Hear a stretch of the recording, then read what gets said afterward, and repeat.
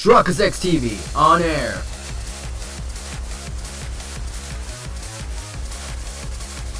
We are now live in 3, 2, 1. Yo, we went straight into it.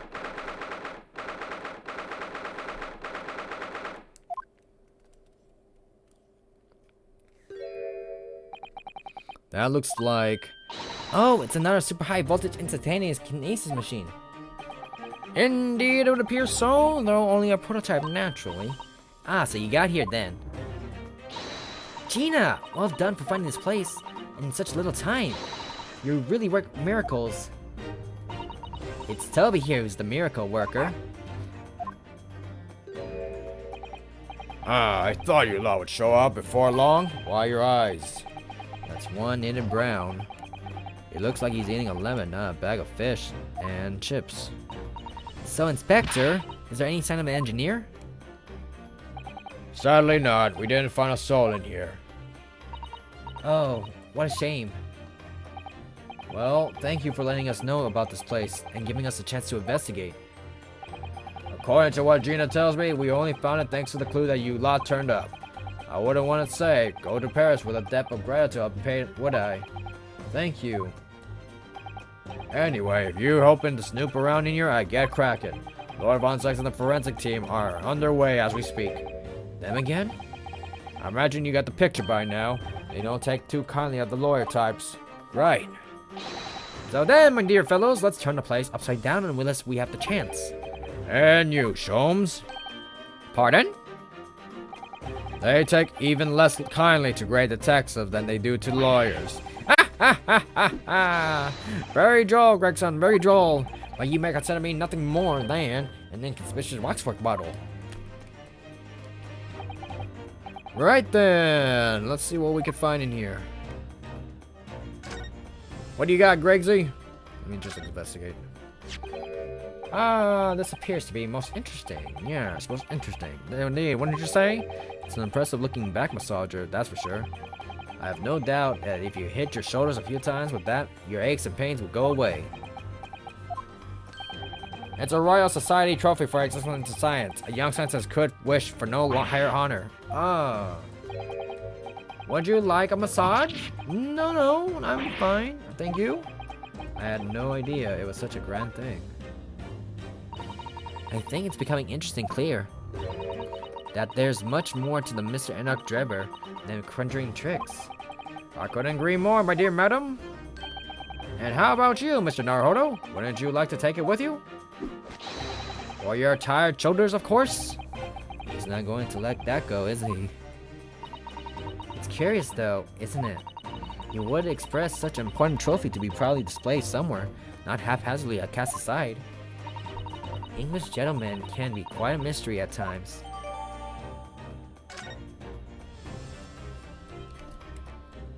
Let's see. What on earth is this? An aeroplane, Mr. Naruhodo. One day, scientists believe it will allow humans to fly freely in the skies. Is that how the trick will be described, is it? Sorry.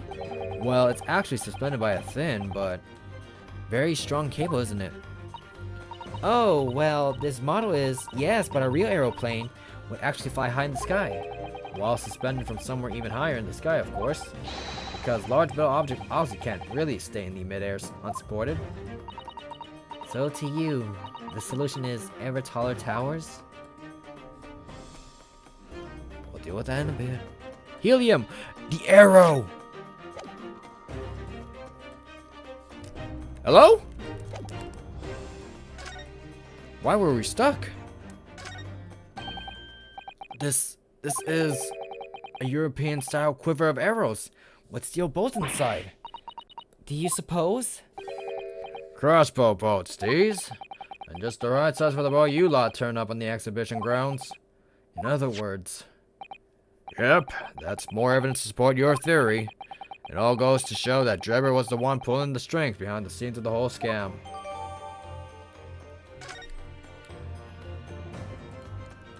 Let's see.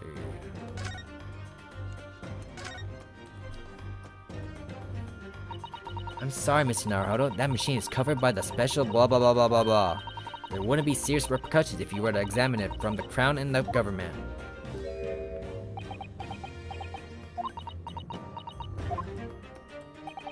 Well, those two don't seem to be holding back. It's quite hollow inside. No working parts or devices of deception to see, my dear fellow. No loose change drop on the floor or nothing. Not even a bone for Toby here, my dear fella. British people are very much ruled by their own ideals, aren't they? I think that's just these two, Mr. Sato. Gregsy, what do you have? Okay, not so much Gregsy. We already checked like everything else, didn't we?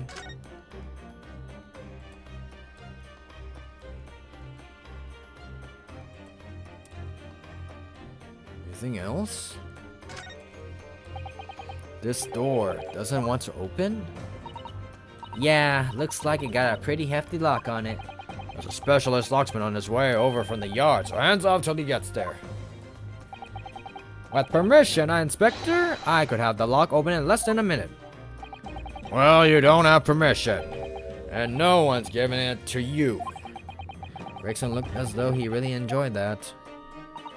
Well, there's no sound of anybody on the other side. No driver must have fled at the first sign of danger. Huh? Oh, is something wrong, Mr. Sato? Well, I thought I heard a noise from the far side of the door. Well, Gina, do you hear that too? Yeah, I heard it all. What do you think, reckon, Toby? Right mind the grease. Who's in there? Open up. This is Scotland Yard.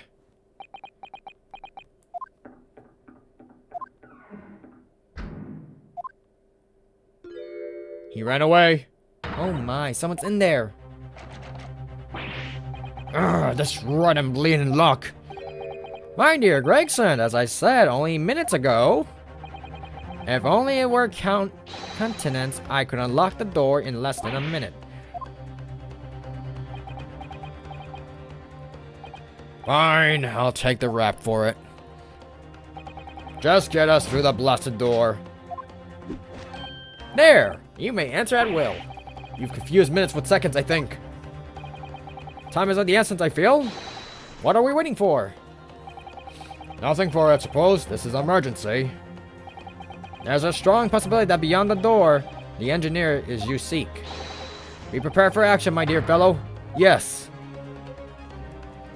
Next thing you know, he's dead. Yo! Hey, time bomb!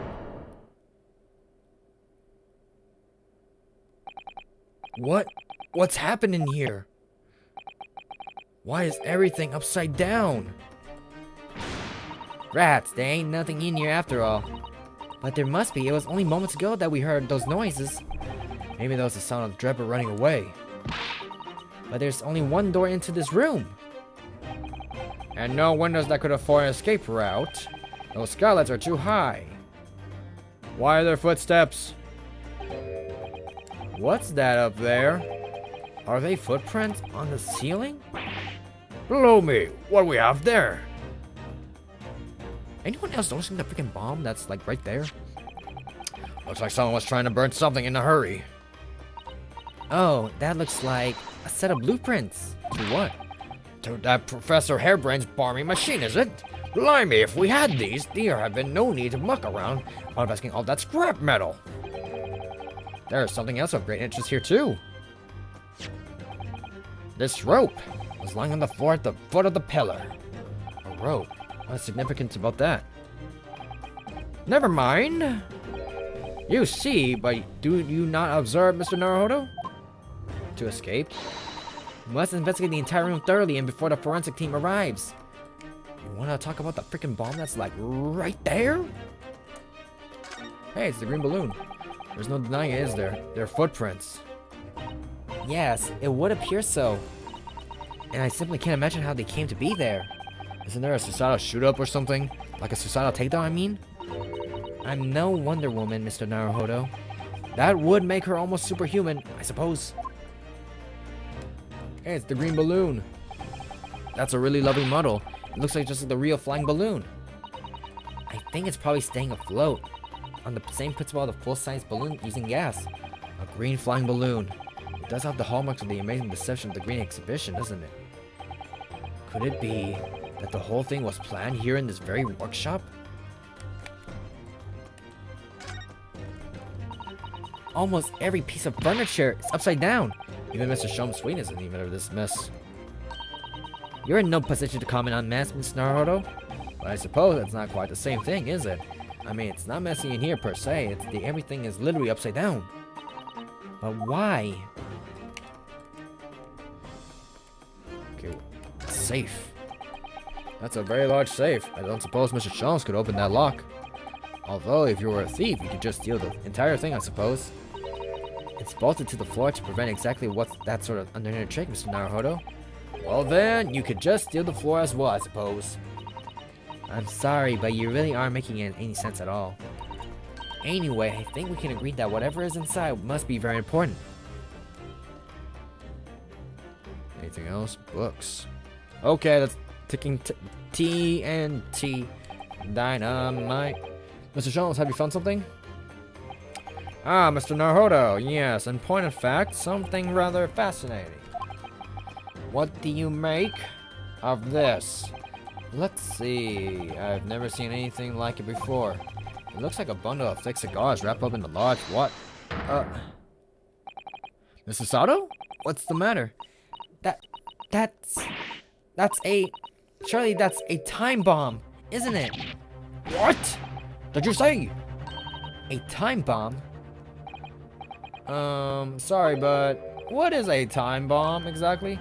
You truly are one of a kind, Mr. Naruto. I won't take that as a compliment. You don't know nothing, do you, Otto? You haven't got a clue what it is either, have you, Gina? I invite you to consult a dictionary later, Mr. Naruto. But this particular specimen is no time bomb, though I confess it has a very similar appearance. Oh, well, thank goodness. But then, what is it? I see, so that's it. Goodness, Mr. Sholmes. Have you seen to the heart of the matter? There are times when I consider my lot most unfair, for I'm fated never to know how it feels to flounder as you do when puzzle presents itself. But I have learned to accept the hardships that come with being a great detective, Mr. Sato. Here we go. I feel a great No! Once again, I draw two conclusions for the scene. Okay, so the inverted nature of the furniture of this room is the work of the Drebber himself. And how could you? And a second conclusion is that the small device on the floor is without question completely genuine. Mr. Sholmes, you must explain everything. The time we have? It would be my pleasure. After all, it's a great detective's civic duty to teach Scotland Yard the finer parts of the trade. Well, Inspector Gregson seems to lie with the idea anyway. Oh, you deflected the inspector's glare with such fortitude there, Mr. Sholmes. Well done. You are too kind, my dear madam. I hereby dedicate this great deduction to you. Kindly stand just there, Mr. Sato. Oh, yes? I'd be delighted. So, shall we begin? Once again, the Herlock is proud to present his Logic and Reason Spectacular. Here we go.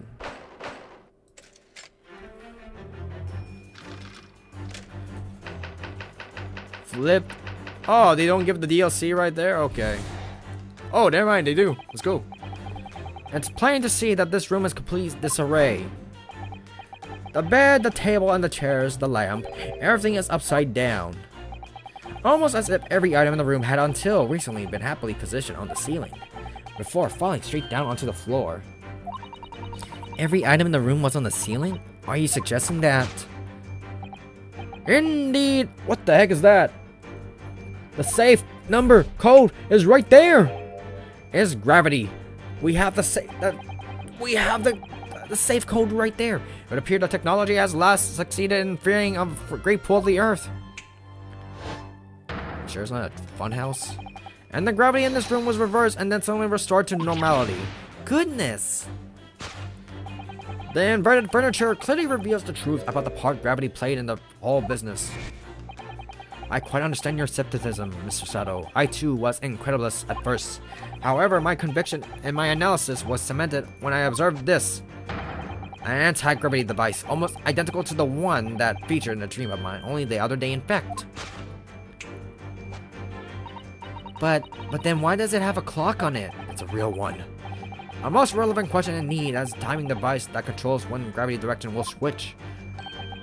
There was clearly a requirement for the engineer to be able to restore normal gravity automatically.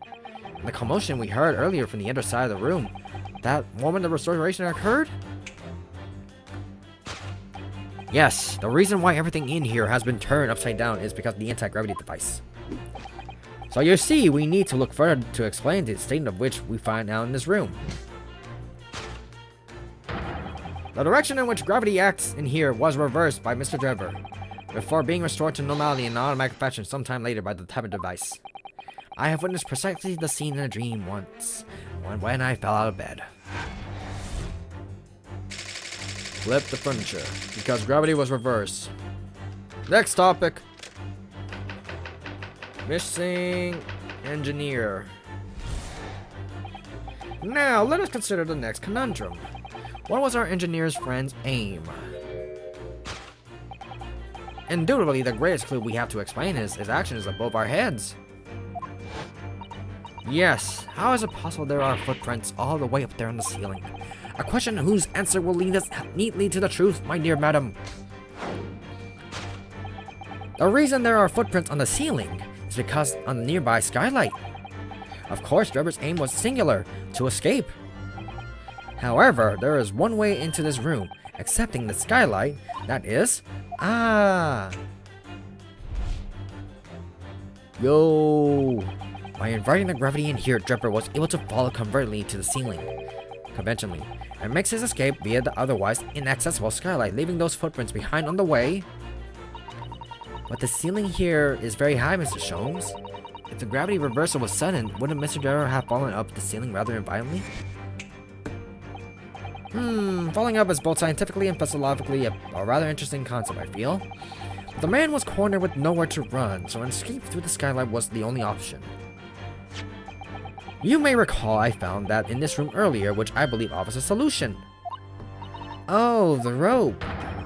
To reach the intended destination, what better tool than this rope?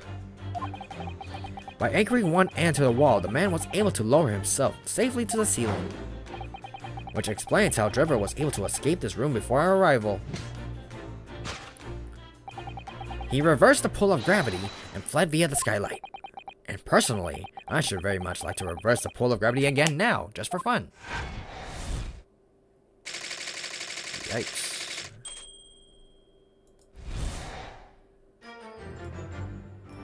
Thus concludes Sherlock Holmes' great deduction of this topsy-turvy puzzle.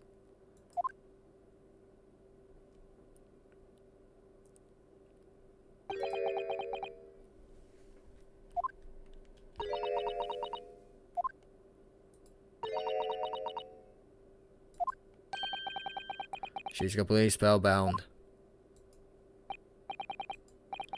Mr. Sholmes, there's just one thing that troubles me. I would expect nothing less. You're destined to be troubled by just one thing for the rest of your life.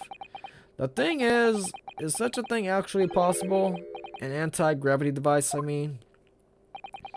I would say that man's current scientific knowledge at the turn of the 20th century is no more possible than instantaneous kinesis. Well, your whole deduction hinges on it. But my dear fellow, when you have eliminated the impossible, whatever remains must be the truth. However improbable it may seem. It must be a marvelous line, wouldn't you agree? One of my more enduring pearls of wisdom. I had Iris come up with the exact phrasing. My original was clumsy. Yes, I have a feeling I've read it in something that Mr. Sato lent me once. Actually, there is one other thing, Mr. Sholmes. The spell is broken at last. The rope you found on the floor, wasn't it? Indeed it was. My lonely coils near the wall. But if Mr. Trevor had used it to escape in the way you described, wouldn't it still be tied to the wall?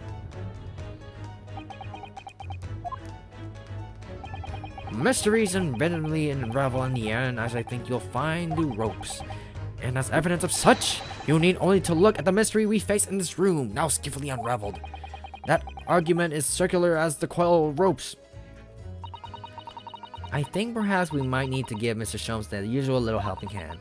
I'm sure with some minor corrections, the great detective's great deduction will lead us to the truth. Yes, you're right. We must do it quickly before Enoch Drebber gets too far away. If you're ready, then let's resume. Sherlock Sholmes, Logic and Reasoning Spectacular. Here we go. Hold it, Mr. Sholmes.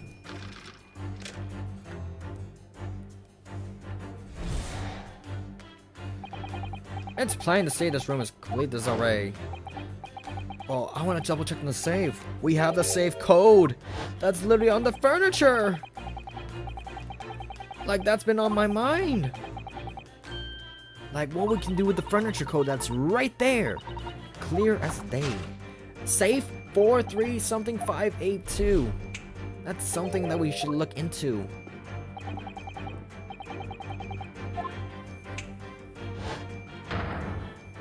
Safe 432582, I think. The inverted furniture clearly reveals the truth about the part of gravity is the whole business. Hold it, Mr. Sholmes. To think gravity could have been reversed in this very room, I find the whole idea utterly enthralling. Only Mr. Sholmes could conceive of such an explanation. But the man himself admitted it was scientific impossibility, so... Yes, you're quite right. We must completely discount the idea at once. Oh, that's unusually merciless of you, Mr. Sato. When you have eliminated the possible, whatever remains must be the truth. The great detective himself said so, didn't he? While refusing to part with his dreams of anti-gravity devices. Yes, I suppose so. Well, let's see if examining this topsy-turvy scene a little more closely reveals some proof that shows exactly what the gravity in this room was or wasn't doing. What the heck is that? The inverted furniture clearly reveals the truth about the part gravity played in this whole bit. What here breaks the laws of Sholmes' gravity theory? This. Ah, look, Mr. Sato. When everything seems to be upside down in here, the safe is completely the right way up. Have you noticed? Yes, that's true. But look more closely at the safe's feet. Ah, that's a lot of very large bolts fixing into the floor. Think before you speak. That's what you wanted to say, isn't it? I really put my foot in my mouth there. I certainly didn't say that.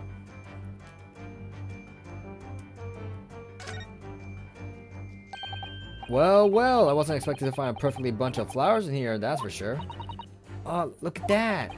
I know, that slender little vase looks like it's about to topple at any moment, but the flowers are thriving. Somehow it makes you think the fragility of life, wouldn't you say? To be honest, Mr. Naruhodo, something else about it made a rather deeper impression on me. Okay, we get the hint. Upright vase. Take that! Hold it, Mr. Sholmes.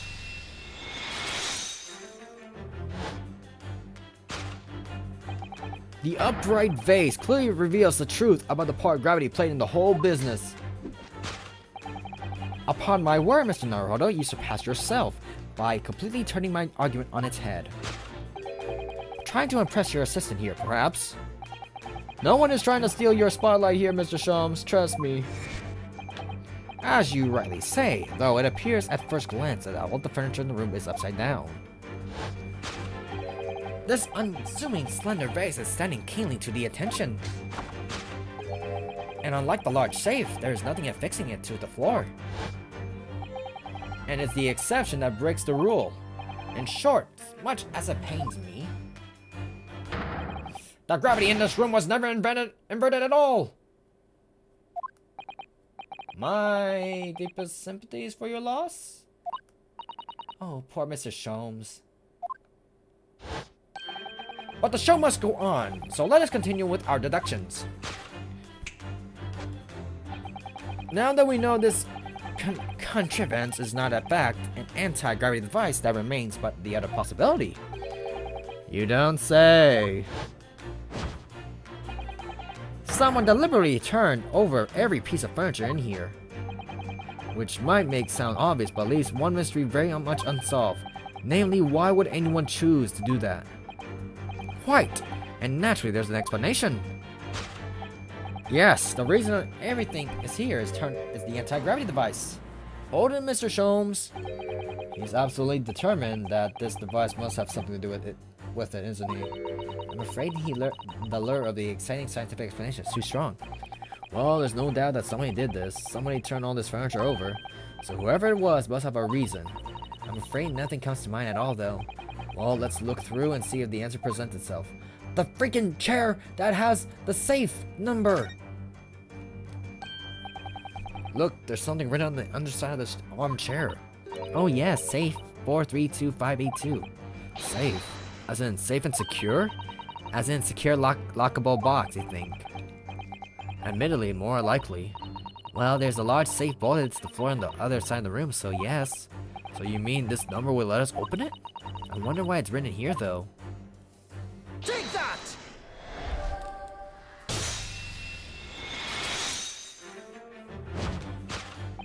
Yes, the reason why everything in here has been turned upside down is because of the safe combination. Precisely, I believe, Mr. Naruto.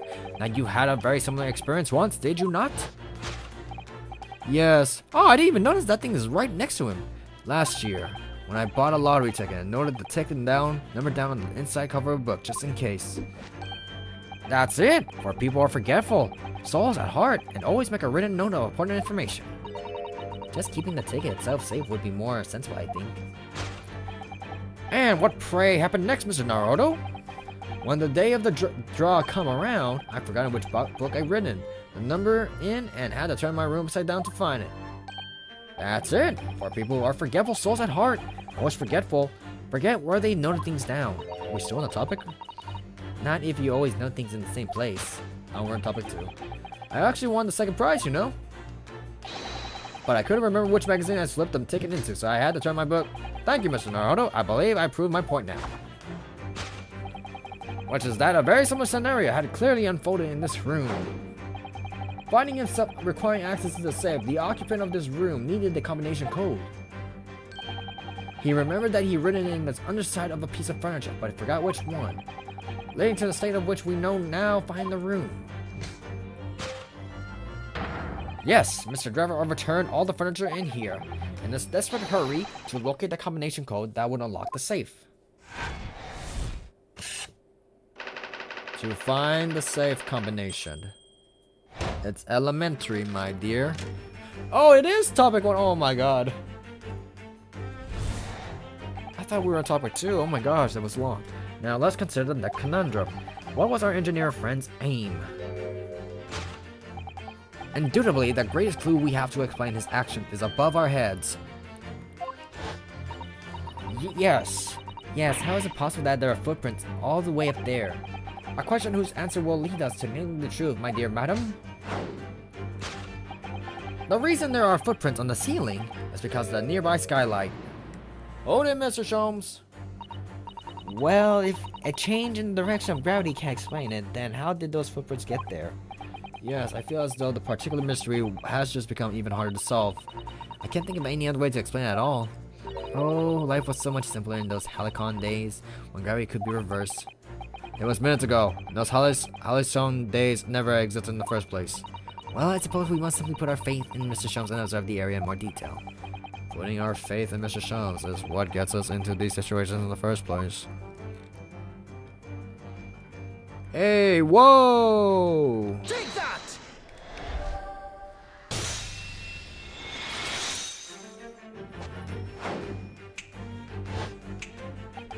The reason there are footprints on the ceiling is because of the nearby shoe. I didn't even see that. And on closer inspection, there are clearly footprints all over the balloon as well. In other words, the aim was never the skylight at all, but the balloon. But for what purpose? A green balloon? That seems somewhat familiar data. It was a piece of green balloon's envelope that was Mr. Honorable Iris found the scene. And inside the green balloon, that Master God's claim he saw about the stage about the incident occurred. Was the second birdcage the cruise of the whole instantaneous kinesis deception? You mean to say? If we assume the balloon in here is a model of the one we used on the day, there is a strong possibility something may be concealed inside. Something our absconder was desperate to retrieve before making a hasty getaway. But the balloon's out of reach, hence why he restored the projectile, namely the shoe. Most probably, Drebber intended to tear a hole in the envelope by sailing in with the shoe. However, his efforts were thwarted when the shoe itself became a prisoner of the lofty heights. Oh dear, we desperately need to examine that balloon. If only there was some way we can see inside. You may recall I found this in the room earlier, which I believe offers a solution. Oh, the rope? To reach the intended destination, what better tool than is the rope? Mr. Shones has managed to bring the deduction back to the rope. Alright, I have to admit, that was clever. We just have to throw the rope up the balloon and then pull it down on the ground. Which is much easier than sending that, I feel. And could take us a very long time as well. True, perhaps we need a more surefire method. In fact, we already have one, of course, don't we? The shoe? Oh. To reach the intended destination, what better tool than the rope?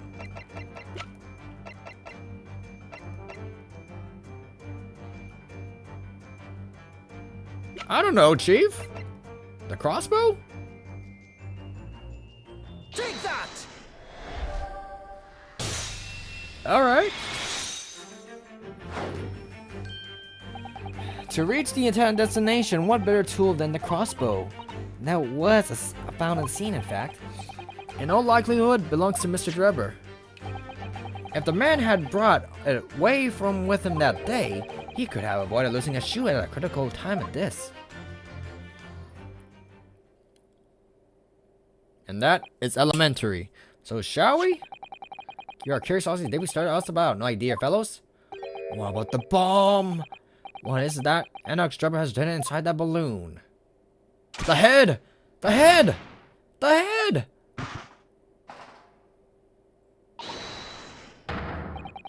A dummy! A waxwork? Indeed it is! A waxwork head inside a metal mask. A mask that's shut tight and fastened with a strong and quite impenetrable lock. So we can't see the face inside, that means? Just a moment, this is the head of a waxwork model? Does that mean... Oh goodness. I see, you joined the dots, Mr. Sato? Excellent. Of course, a headless waxwork model. The case of the abducted Madame Tussle model that you largely solved. It was only the head of the killer that was still missing. Indeed it was. I believe Madame Tussle will now have to settle her sizable account with me. This, as you out surmise, is the head of the infamous professor. Yes. But why is it here?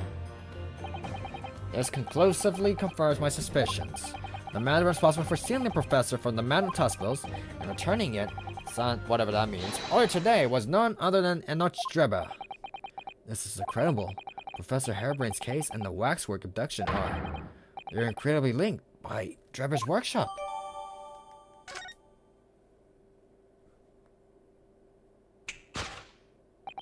Well, it appears our logical pleasure cruise has come to an end, my dear fellows. I want to look at it.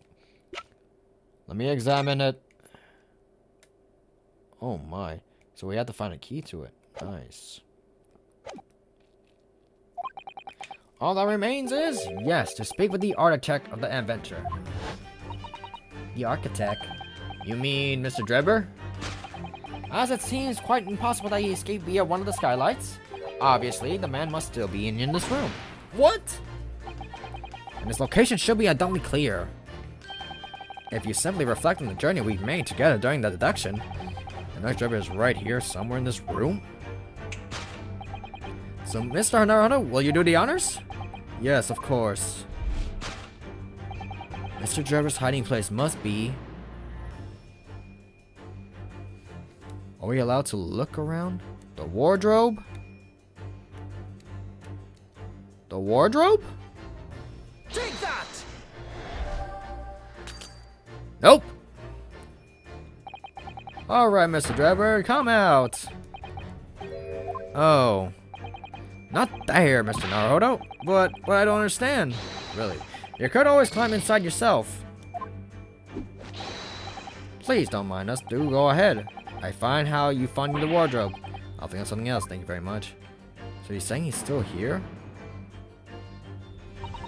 Where could Mr. Drebber be hiding? I'm sure that we've already come across a clue that reveals the answer, you know? Yes, there was when we deduced why all the furniture was upside down. That gave us the answer, I'm sure. We're very close now, Miss Nar. I can sense it. This? And that was just a ruse. Take that!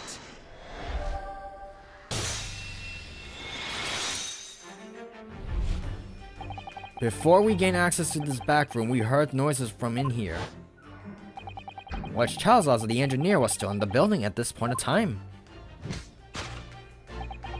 He was in fact searching the combination to his safe, and pressed for time, made no attempt to the furniture that he overturned in the process, from which we can deduce the search for the combination happened very recently indeed. In summary, Mr. Enoch Drebber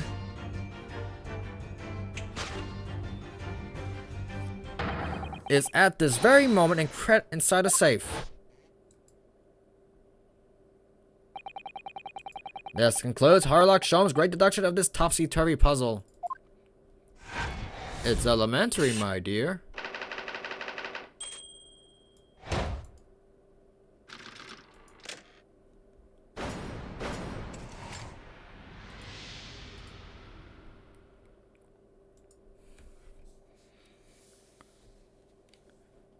So, Mr. Naruhodo, I think perhaps it's time we end this game of hide and seek, don't you?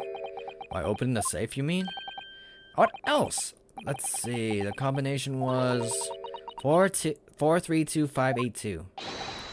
I knew that. Alright then, here goes. Hurry up before the bomb. Well, where's the number? Yo! You found me.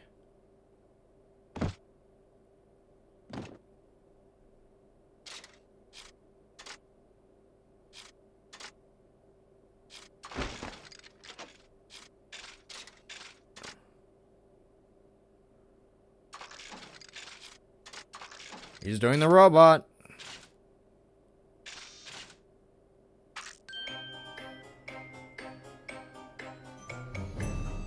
Why do I feel like he could be the long-lost brother of the professor?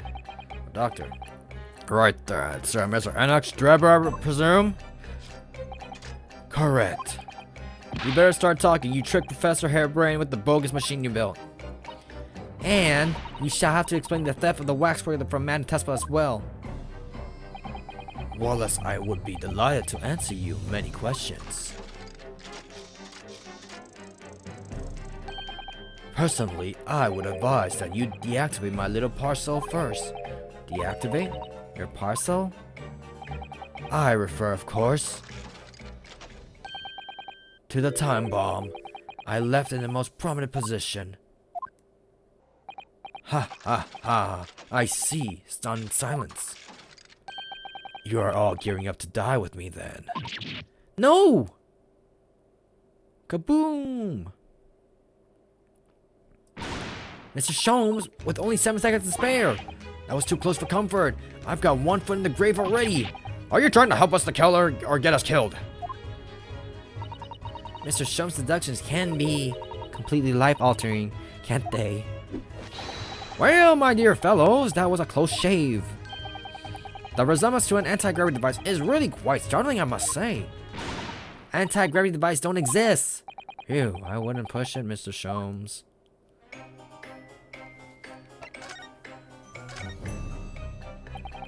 What on earth happened here? You found me, haven't you? No need to screw me down any further.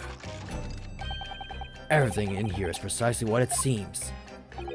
Yeah, well, we've given it a thorough going over. Don't you worry, Drebber. What fails is how you were able to locate my workshop. That I was not expecting. When I heard whistling from the other room, I knew it was time to bolt. Whistling? Ah, that would have been me. Oh. For some reason, I woke up in a fine fettle today. No words, just tightly squeezed chips. Clearly I must have screwed loose, though as I couldn't remember the combination for the safe. And another loose. I could remember on which piece of furniture I'd written down. We also found a rope over by the wall. Yes, I had hoped to exit through the skylight, but sadly the rope was too short. So I then set about searching the combination code to open the safe. And burning the incriminating blueprints, don't forget. Regrettably though, you failed to retrieve the head from the balloon among the rafters. And after that, you hid yourself inside the safe, having first set the parcel ticking. Well, I had no intention of being nailed by the police. Got a death wish, have ya? Hiding right beside the ticking time bomb? Please, why do you suppose I choose to hide inside the safe? It's no ordinary safe, it's specially designed. A dynamite explosion wouldn't leave a scratch. So in fact, the safe was the only safe place. Precisely. But once you climb inside, you wouldn't have been able to get out again. I invite you to look more closely. The safe is fitted with a handle on the inside to allow the door to be locked from within. Ah, so it is. I had always intended to blow this place to smithereens in any case. I just wasn't expecting uninvited guests to come along and screw up my plans. Do you mean to say you are planning to blow us all up? No, that was unforeseen. What do you mean? Most people run, you see, when they see a ticking time bomb at their feet. Ah, I calculate the time required for retreat to a safe distance and set device accordingly. But you seemingly endless discourse and here threw a spanner in the work.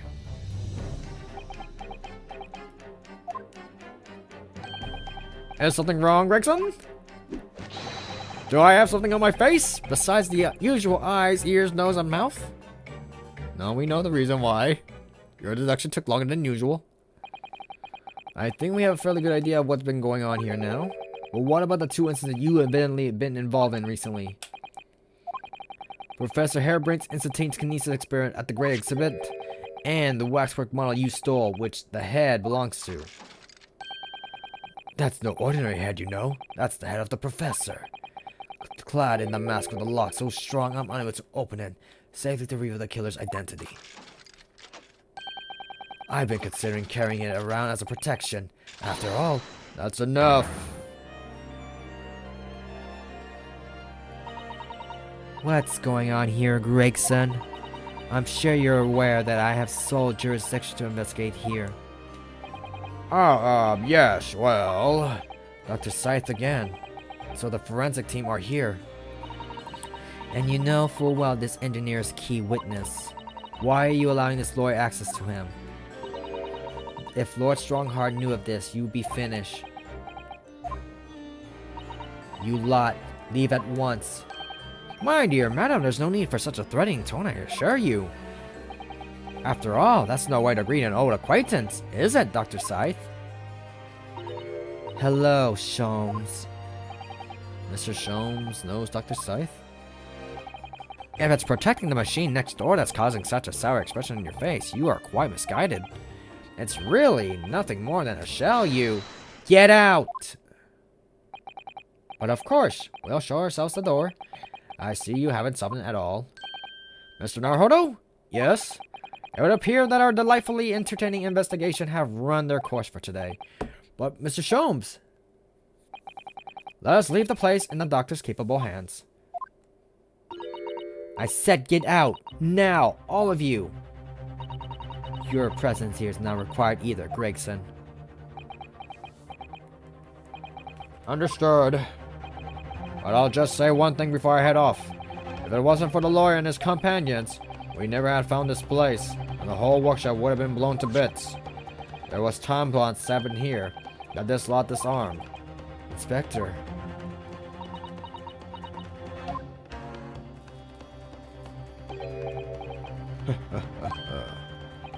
Something giving you a chuckle, has it, Drebber? Sorry.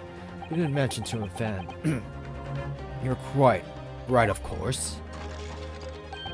You did disarm the time bomb, didn't you? Yes, you did disarm that one. What are you... That one? You mean... Hey!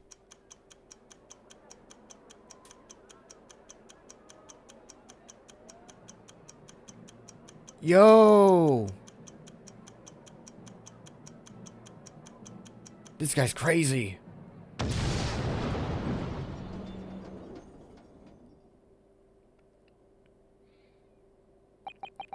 It was an hour later that we heard the news of the enormous explosion that ripped through the experimentation stage at the Great Exhibit.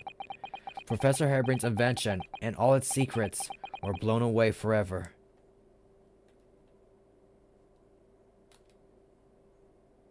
To be continued.